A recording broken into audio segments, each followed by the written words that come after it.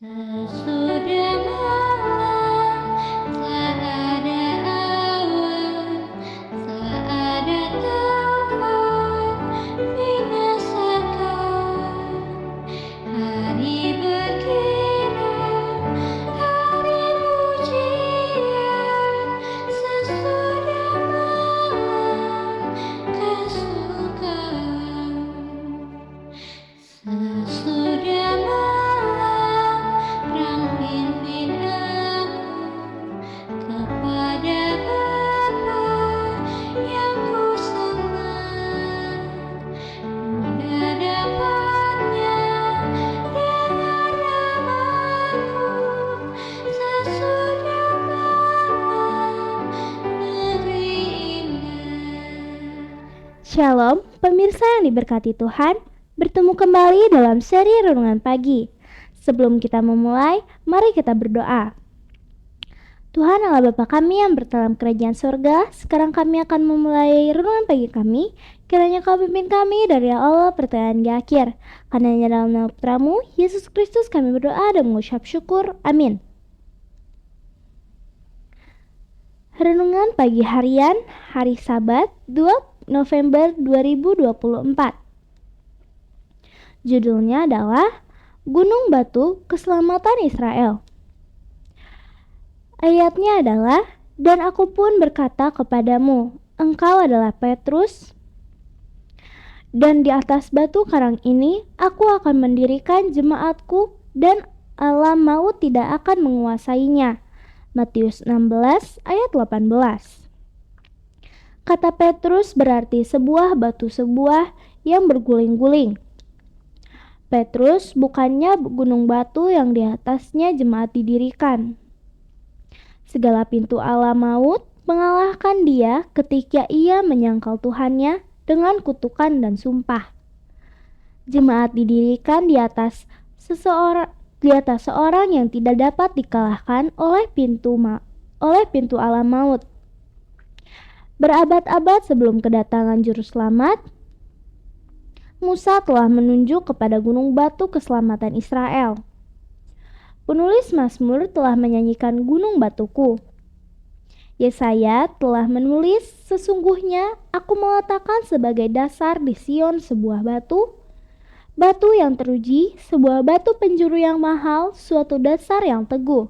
Ulangan 34 ayat 4, Mazmur 62 ayat 7, Yesaya 28 ayat 16. Petrus sendiri yang menulis dengan ilham mengenakan nubuatan ini kepada Yesus. Ia mengatakan, jika kamu benar-benar telah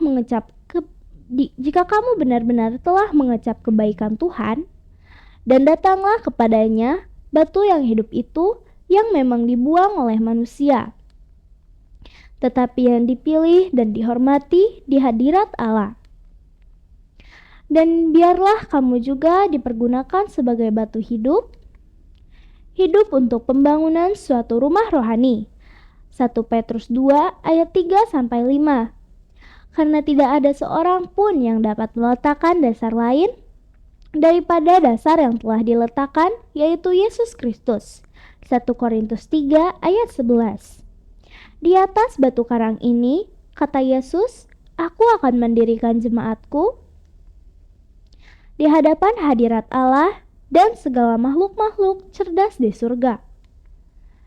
Dihadiri oleh tentara alam maut yang tidak kelihatan, yang hidup. Kristus mendirikan jemaatnya di atas gunung batu yang hidup. Gunung batu itu ialah dirinya sendiri, tubuhnya sendiri yang dipecahkan dan dihancurkan bagi kita. Terhadap jemaat yang didirikan di atas dasar inilah pintu alam maut pun tidak dapat menang. Alangkah kecilnya jemaat itu kelihatan ketika Kristus mengucapkan perkataan ini. Hanya sedikit sekali orang percaya terhadap siapa segala kuasa Satan dan kuasa orang jahat ditujukan. Meskipun demikian, para pengikut Kristus tidak usah khawatir, karena kekuatan mereka didirikan di atas gunung batu, mana mereka tidak dapat dikalahkan. Selama 6.000 tahun iman sudah bertumpu pada Kristus. Selama 6.000 tahun, banjir dan topan kemarahan Satan sudah dikalahkan di atas gunung batu keselamatan. Petrus telah mengungkapkan kebenaran yang menjadi dasar iman jemaat itu. Alfa dan Omega, jilid 6, halaman 20 dan 21. Renungkan lebih dalam, peranan apakah yang saya mainkan dalam bekerja sama dengan Kristus menopang dan melindungi gerejanya? Tuhan memberkati.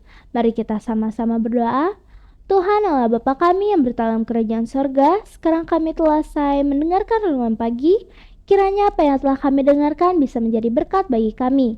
Karena hanya dalam nama putra-Mu, Yesus Kristus, kami berdoa dan mengucap syukur. Amin.